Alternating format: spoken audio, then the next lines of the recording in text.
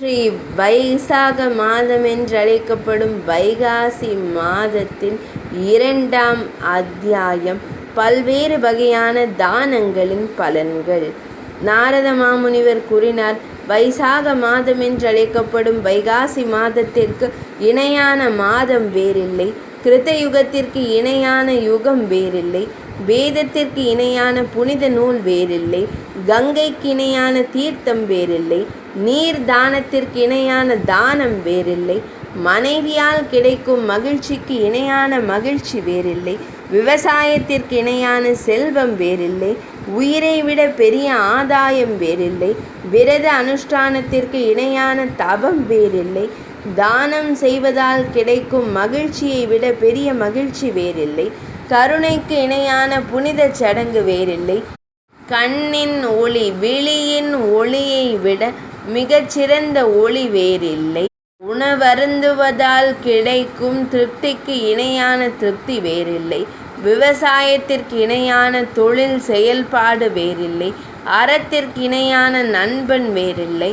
வாய்மைக்கு இணையான நற்பெயர் வேறில்லை. நல்ல ஆரோக்கியத்திற்கு இணையான செல்வம் வேறில்லை. கேசவனை விட பெரிய இரட்சகன் வேறில்லை.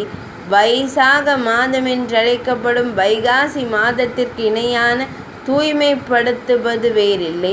இதனை ஞானிகள் நன்கு அறிவர். வைசாக மாதம் என்றழைக்கப்படும் வைகாசி மாதம் மிகச்சிறந்த மாதமாகும். இது எப்போதும் பகவான் ஸ்ரீ மகாவிஷ்ணுவிற்கு மிகவும் பிரியமான மாதமாகும். பகவான் ஸ்ரீ மகாவிஷ்ணுவிற்கு மிகவும் பிரியமான இந்த மாதத்தை எவரேனும் புனித சடங்குகளை அனுஷ்டிக்காமலே கடந்துவிட்டால் அவர் பறவைகள் மற்றும் விலங்குகள் போன்ற மனிதர் அல்லாத பிறவிகளின் கருவில் மீண்டும் பிறப்பார். அவர் அனைத்து புண்ணிய செயல்களிலிருந்தும் விலக்கி வைக்கப்படுவார்.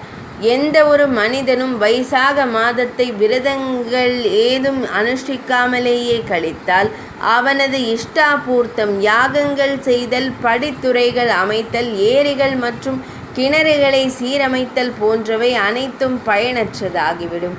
வைசாக மாதத்தில் தான் வழக்கமாக உண்ணும் உணவின் மீது எவரேனும் தன்னார்வத்துடன் கட்டுப்பாட்டை கடைபிடித்தால் நிச்சயமாக அவர் பகவான் ஸ்ரீ மகாவிஷ்ணுவுடன் சாயுஜ்யம் எனும் முக்தியை அடைவார். இதில் எவ்வித ஐயமும் இல்லை. இந்த உலகில் மிகுந்த செல்வத்தை செலவிடுவதன் மூலம் மட்டுமே அனுஷ்டிக்கக்கூடிய பல்வேறு வகையான விரதங்கள் உள்ளன. அவை உடலுக்கு பெரும் சிரமத்தை ஏற்படுத்துவதோடு மறுபிறவிக்கும் இட்டு செல்கின்றன. ஆனால் வைசாக மாதத்தில் புனித நீராடுவதன் மூலம் மட்டும் ஒருவன் மீண்டும் இவ்வுலகில் பிறப்பதில்லை. வைசாக மாதத்தில் நீர் தானம் செய்வதன் மூலம் ஒருவன் அனைத்து வகையான தானங்களையும் செய்தாலும், அனைத்து புண்ணிய தலங்களையும் தீர்த்தங்களையும் தரிசித்தாலும் கிடைக்கும் அதே புண்ணியத்தை அடைகிறான். ஒருவனால் நேரடியாக நீர் தானம் செய்ய இயலாவிட்டால் அவன் நல்வாழ்வை விரும்புகிறவனாயின் பிறரை அவ்வாறு செய்யுமாறு தூண்ட வேண்டும். இது மற்ற அனைத்து தானங்களை விடவும் மிகவும் அதிக நன்மையை விளைவிக்க கூடியதாகும். அனைத்து வகையான தானங்களையும் ஒரு தட்டிலும் நீர் தானத்தை மற்றொரு தட்டிலும் வைத்து தராசில் நிறுத்தி பார்த்தால் நீர் தானமே அனைத்தையும் விட சிறந்து விளங்கும். வழிபோக்கர்களுக்காக நீர் பந்தல்களை, இலவச நீர் வழங்கும் இடங்களை அமைத்து தானம் செய்பவன் தன் குடும்பத்தை சேர்ந்த 1 கோடி பேரை நற்கதிக்கு உயர்த்துவான். அவன் பகவான் ஸ்ரீ மகாவிஷ்ணுவின் உலகத்தில் பெரிதும் போற்றப்படுகிறான். நீர் பந்தல்கள் வாயிலாக நீர் தானம் செய்வது தேவர்களுக்கும் பித்ருக்களுக்கும் முனிவர்களுக்கும் அளவற்ற மகிழ்ச்சியை அளிக்கிறது. சிறந்த மன்னனே, இது முற்றிலும் உண்மையாகும். இதில் எல்லளவும் ஐயமில்லை. நீண்ட தூரம் வந்ததால் களைப்படைந்தவர்கள் நீர் பந்தல்கள் மூலம் நீர் அருந்தி மகிழ்ச்சி அடைந்தால் பிரம்மதேவர், பகவான் ஸ்ரீ மகாவிஷ்ணு, சிவனார் ஆகிய தேவர்கள் உள்பட அனைவரும் அந்த தானம் செய்தவரால் மகிழ்விக்கப்படுகிறார்கள். நீர் வேண்டி வருபவர்களுக்கு நீர் வழங்க வேண்டும். நிழலை விரும்புபவர்களுக்கு குடை வழங்க வேண்டும். மன்னனே, வைசாக மாதமான வைகாசி மாதத்தில் விசிறி வேண்டி வருபவர்களுக்கு விசிறி வழங்கப்பட வேண்டும். வைசாக மாதமென்றழைக்கப்படும் வைகாசி மாதம் தொடங்கியதும் ஒரு பிராமண குடும்பஸ்தருக்கு நீர், குடை மற்றும் விசிறி ஆகியவற்றை தானமாக வழங்க வேண்டும். இந்த பொருட்களை தானம் செய்வது மிகவும் சிறப்பானதாக கருதப்படுகிறது. நீர்க்குடம் தானம் செய்ய தவறுபவன் மறுபிறவியில் சாதகப் பறவையாக மழை நீரை மட்டுமே நம்பி வாழும் பறவையாக பிறக்கிறான்.